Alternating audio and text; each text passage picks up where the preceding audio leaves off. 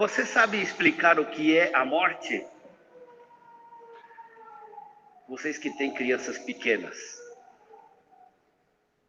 Você já tentou explicar para a criança pequena o que é a morte?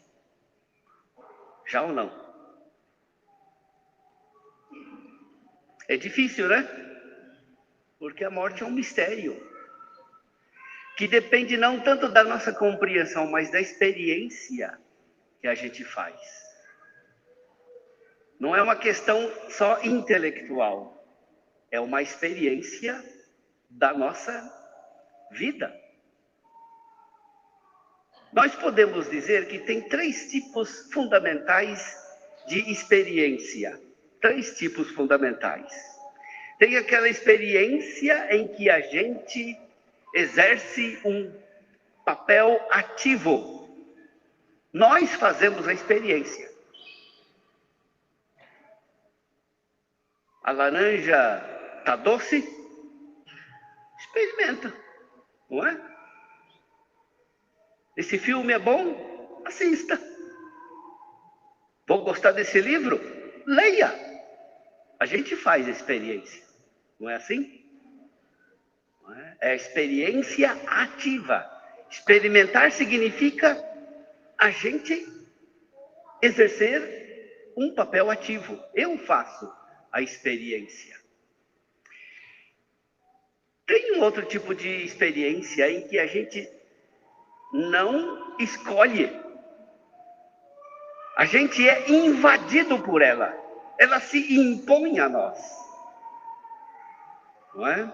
Doença. Você não escolhe ficar doente. Você quer saber o que é a doença? Bom, você não vai ficar doente para saber o que é. Não é? A doença, ela passa por cima da gente. Assim também a morte.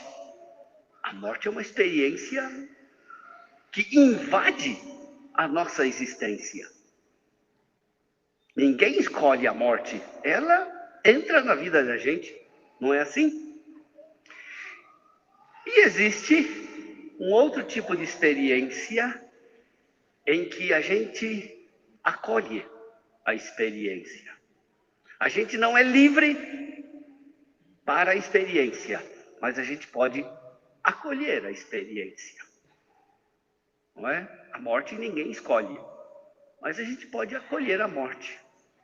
A doença ninguém escolhe, mas a gente pode acolher a doença. Minha sobrinha, quando era bem pequenininha, tinha um peixe de estimação. Um dia o peixe morreu, né? Amanheceu com a barriga para cima, boiando. Experiência, tá? Morte. E a minha irmã, né, fez a menina enterrar o peixinho. Olha só que coisa interessante, né? A gente não tinha consciência disso, mas estava pensando nisso esses dias. Foi interessante. A experiência da morte que a gente acolhe. Faz o enterro do peixinho.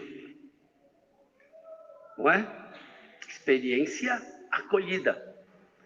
Bom, eu não estou aqui para ficar ensinando como é que a gente faz as coisas, né? Nesse sentido. Mas eu estou querendo partir desse ponto, no sentido de que é muito difícil, de fato, a gente falar da experiência da morte, porque a morte é um grande mistério. Não é? Que a gente pode viver, que a gente pode experimentar, a gente pode acolher. Mas é um grande mistério. E a ressurreição, gente? Deus respondeu ao mistério da nossa morte, ressuscitando o Filho Jesus. A ressurreição é um mistério ainda maior. Deus responde ao mistério da morte com um mistério ainda maior, que é o mistério da ressurreição. E como é que a gente pode entrar neste mistério? Porque todos nós somos como crianças pequenas, a quem Deus tem que explicar para nós, afinal de contas, o que é a ressurreição. Não é? A gente pensa que sabe, a gente fala tanto de ressurreição, que Cristo ressuscitou, mas será realmente que a gente acolhe este mistério da ressurreição do Senhor como deve? Nós somos como crianças pequenas, precisamos da pedagogia de Deus. E a grande pedagogia de Deus é a liturgia, o ano litúrgico. Por isso nós iniciamos o tempo pascal, 50 dias até Pentecostes. E nesses 50 dias nós somos conduzidos pela mão, pela pedagogia divina e pela igreja, né, que nos conduz, nos ajuda a entrar neste mistério da ressurreição do Senhor. O evangelho de hoje é o primeiro passo, certo? É um pequeno primeiro passo.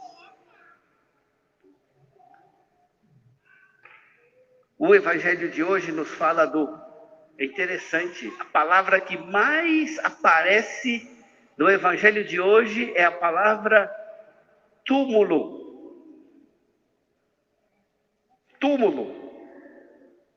Aparece 7 vezes em 9 versículos. São 9 versículos e a palavra túmulo aparece 7 vezes. Sinal de que isto é importante para a ressurreição. Trata-se de um sinal essencial. Não é uma prova direta, mas é um sinal importante.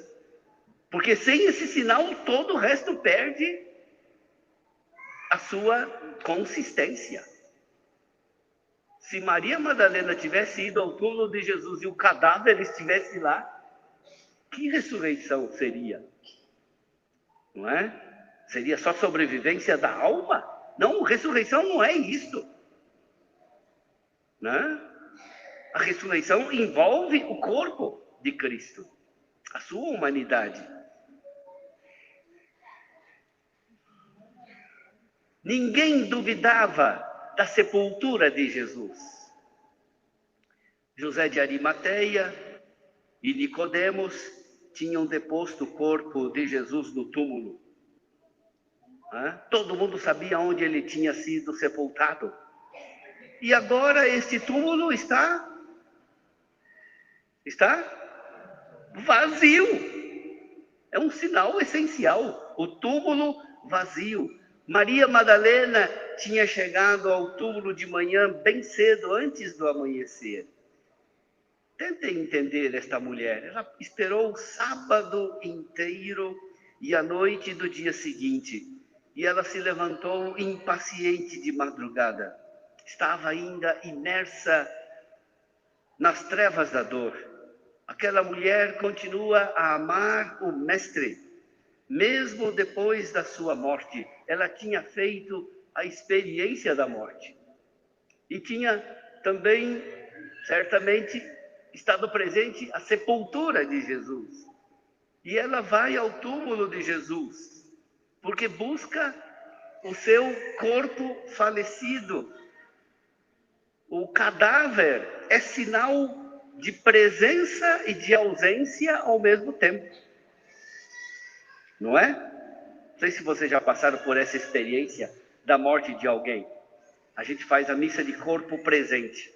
O cadáver já é sinal de uma ausência, mas que ainda não é total. O corpo está presente ainda. A gente como que vai se desligando ou vai se despedindo aos poucos da pessoa que faleceu. Maria Madalena ainda está apegada à presença de Cristo e quer de alguma forma buscar a sua presença. Ela não tem ilusões. Ela sabe que se trata do cadáver, mas ao menos ela deseja prestar a sua homenagem de amor. É uma homenagem de amor. Visitar a sepultura. É um amor impotente, porque ela sabe que não pode mudar mais a situação. Quando vivo, Jesus podia ainda corresponder ao seu amor. Agora, a única coisa que Maria Madalena pode fazer é exprimir o seu amor pelo Mestre morto. Por isso que quando ela chega ao túmulo, e o túmulo está vazio, ela experimenta ainda uma dor maior, uma nova decepção. Qual é a conclusão? Se o corpo não está ali, o que foi que aconteceu? Alguém tirou o corpo de Jesus. Esta é a conclusão mais lógica. Ela diz aos apóstolos: tiraram o Senhor do túmulo e não sabemos onde o colocaram. Essa é a primeira interpretação do sinal do túmulo vazio. Porque um cadáver não pode sair andando sozinho. Por isso alguém deve ter roubado o corpo de Jesus. De qualquer forma, Maria Madalena desempenha a missão de ser anunciadora para os outros do túmulo vazio. Ela é, primeiramente, anunciadora de que o túmulo está vazio. Simão Pedro e o outro discípulo amado, saem correndo para ver o que tinha acontecido. Somente os dois saem, os outros estão com muito medo ainda, mas os dois saem correndo. Pedro corre, mas o outro corre mais ainda, é mais rápido. Por que será? Por que ele chega primeiro, o discípulo amado chega primeiro? Talvez porque fosse mais jovem, né? Acho que sendo mais jovem ele corre mais, tem mais energia, mais fôlego, por isso ele chega primeiro. Talvez também porque ele ama mais, pode ser também, né? De qualquer maneira, ele chega antes, mas não entra no túmulo. De fora, ele vê as faixas de linho que envolviam o corpo de Jesus estão no chão. Constata que o corpo de Jesus não está no túmulo, mas não entra nele. Ele espera Pedro chegar. Ele respeita a precedência de Pedro. Ele é o chefe indiscutido. Até Jesus o reconhece, né? Ele fala em nome dos outros. O discípulo amado reconhece a precedência de Pedro. Pedro entra no túmulo e constata a mesma coisa que o outro discípulo já tinha visto do lado de fora. As faixas de linho deitadas no chão e o pano que cobria o rosto de Jesus, não posto com as faixas, mas enrolado num lugar à parte. O que eles constatam? No fim das contas, eles constatam que não é roubo de cadáver. Se você for roubar um cadáver, o que você vai fazer? Você primeiro desenrola ele e depois leva ele pelado? É assim que você faz? Bom, eu não sou especialista em roubo de cadáver, mas eu não faria isso. Não é? E ainda deixar no túmulo, dobrado. Não é? E com o pano que estava no rosto de Jesus, dobrado no lugar à parte. Os sinais todos mostram que não se trata de roubo de cadáver. Então não foi que alguém tirou o corpo de Jesus. O túmulo está vazio, mas aconteceu uma coisa que não é roubo de cadáver. Foi essa a primeira versão que deram, né? Que os discípulos chegaram à noite e roubaram o corpo de Jesus. Lembram? Até pagaram os soldados para dizer isto. E vocês sabem, né? Que mentira tem perna curta, né? Porque eles diziam que eles estavam dormindo e os discípulos foram roubar o corpo. Ué, se eles estavam dormindo, como é que eles viram que foi os discípulos? Acho que a gente não precisa ser investigador profissional para constatar que essa mentira tem perna muito curta. O Evangelho diz que o discípulo entrou, o outro discípulo entrou e que ele viu e acreditou. Os lençóis de linho são os sinais da morte que Jesus deixou para trás. Não levou os lençóis de linho. São os sinais da morte que foram deixados para trás. Ao constatar a ausência de Jesus, o discípulo amado descobre uma realidade. Ele não tem necessidade de ver Jesus para crer. Ele constata que Jesus não está mais envolvido nos panos de linho, porque está vivo. Jesus ainda não é a plenitude da fé na ressurreição, mas é o seu início. É o sinal essencial, o túmulo vazio. Jesus ressuscitado depois vai se manifestar de outras formas. A primeira manifestação de Jesus ressuscitado são os sinais da sua ausência no túmulo. Porque se ele estivesse lá, não seria ressurreição.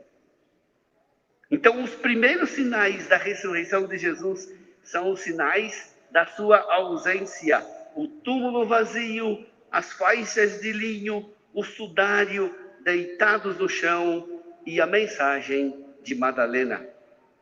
Depois, ao longo do tempo litúrgico, ao tempo do tempo da Páscoa, nós vamos ver que Jesus se manifestará de modo misterioso.